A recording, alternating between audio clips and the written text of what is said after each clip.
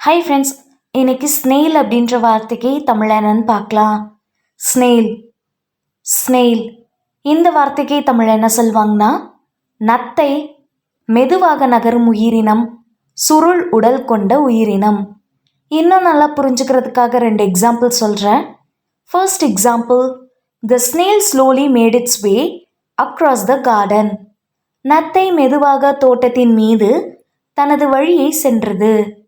Second example, snail slime is used in some skincare products for its moisturizing properties.